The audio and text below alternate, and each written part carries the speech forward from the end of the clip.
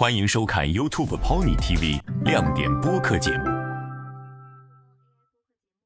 然后今天咱们来聊一聊这个梨这种水果，它到底有哪些营养？没错，那我们就直接开始今天的分享吧。咱们先来聊第一趴啊，就是这个梨的基础营养成分都有什么，然后这些成分分别对我们的身体有什么好处。每100克的梨里面呢，它的水分是占了85%以上，然后它的热量呢是大概50千卡左右，它的碳水是在10到15克，其中呢主要是果糖，它的升糖指数是很低的，所以它很适合作为一个日常的补水的水果，同时呢它又不会让你的血糖有一个很大的波动。听起来梨确实很适合作为一个日常的健康的选择。没错，而且它还含有3克多的膳食纤维，然后维生素 C 也有好几毫克，还有一些钾呀、钙呀、镁呀这些矿物质。它的果肉里面呢还有一些果胶、一些植物多酚，所以它是一个不光是让你吃着解渴，它还可以帮你促进肠道的健康，增加免疫力，还有一些抗氧化的作用。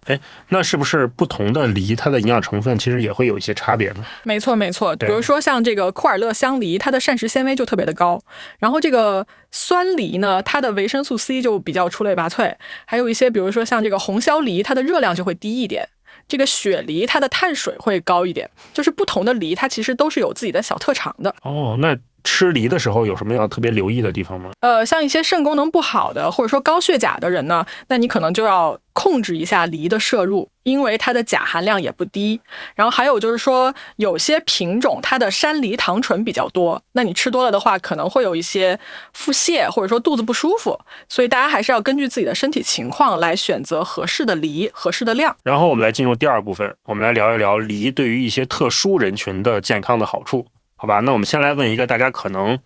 都很关心的问题，就是梨对于减肥和控糖的人到底有什么特别的优势？就是首先它的水分含量很高，然后它的热量又很低，那你吃一个中等大小的梨，可能才摄入100千卡左右的热量，同时它又有比较多的膳食纤维，所以你吃完之后会有饱腹感，那你就不会那么容易去吃一些其他的高热量的零食，所以它是一个非常好的可以帮你控制体重或者是说帮助你减肥的一个水果的选择。听起来确实很适合嘴馋的时候拿来当零食。没错没错，而且它的升糖指数也很低，然后它的碳水的含量也是在水果当中属于比较低的那一类，比如说像鸭梨呀或者是雪花梨呀，它的碳水都只有10到11克每100克。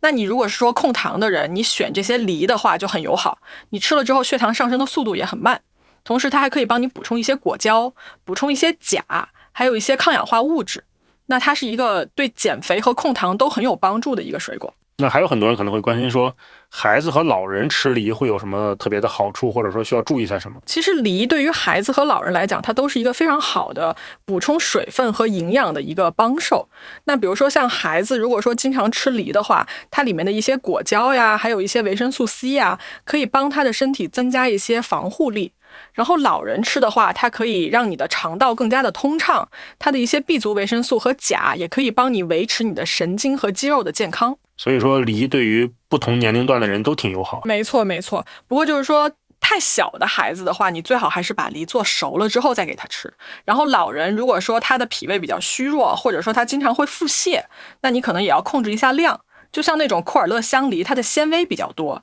那可能老人和孩子吃的时候就要特别注意一下，别吃太多，以免肚子不舒服。那像一些比如说有慢性疾病的人，或者说有一些特殊体质的人，吃梨的时候有没有什么要特别注意的地方？像那种平时比较怕冷的，然后很容易拉肚子的，最好还是吃熟的，不要吃生的。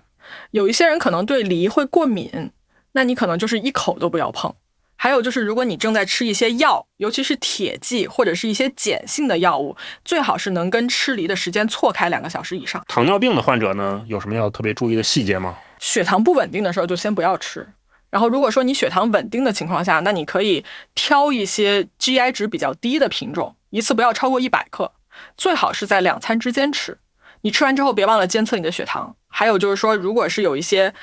胃肠不好的，或者说有一些腹泻的这种情况，那你可能也要根据自己的情况来调整一下。然后我们接下来就可以聊一聊吃梨的一些注意事项，或者说挑选的一些技巧，因为这个也是大家日常会遇到的一些问题。比如说你吃梨的话，量上面有没有什么讲究，时间上面有没有什么讲究，搭配上面有没有什么讲究？正常成年人的话，一天吃1个到2个中等大小的梨就差不多了。然后最好是在饭后1个小时吃，不要空腹吃，也不要在睡前吃太多。这样的话可以减少对肠胃的刺激，也不会影响你的睡眠，因为它有利尿的作用嘛。哦，原来吃梨的时间也挺有讲究的。然后就是说梨呢，它本身是偏凉性的，所以你如果是跟一些同样是寒性的食物，比如说螃蟹啊，或者是说冷饮啊一起吃的话，就很容易让你的肚子不舒服。另外呢，就是你如果是正在服用一些药物，尤其是降血压的药物，或者是说磺胺类的药物，那你可能最好还是要跟医生确认一下你可不可以吃。还有就是如果是有一些体质比较敏感的，或者是说有一些特殊疾病的人，那你可能也要注意量和吃法。我们在买梨的时候，有没有一些比较简单好用的小窍门，可以帮我们挑到又甜又多汁的梨呢？挑梨的话，首先是看它的外形，就是要选那种上下比较匀称的，然后果形比较饱满的，它的表皮是有自然的光泽的，上面有一些小麻点的这种，往往都是比较细腻多汁的。它的底部就是那个脐，越凹进去的越甜，越光滑的越甜。它的果柄是翠绿的，说明它很新鲜。如果已经发黑了，那你就不要选了。听起来还挺多细节的哈。然后你可以再就是把2个差不多大小的梨放在手里掂一掂，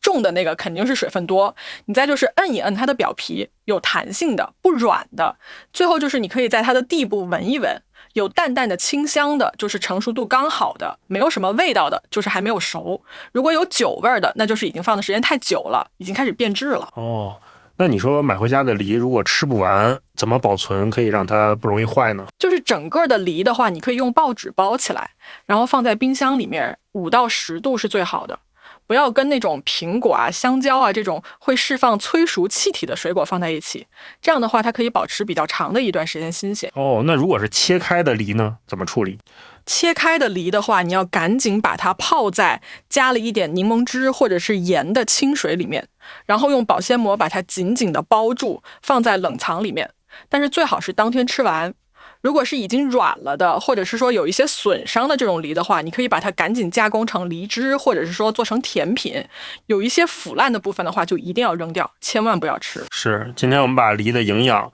还有一些挑选保存的小窍门都给大家聊了。对，希望大家能够在日常的饮食当中，把梨这个又好吃又健康的水果给利用起来，让它成为你健康生活的一个好帮手。好啦，那就是这一期节目咱们就到这里啦，然后感谢大家的收听，咱们下期再见，拜拜，拜拜。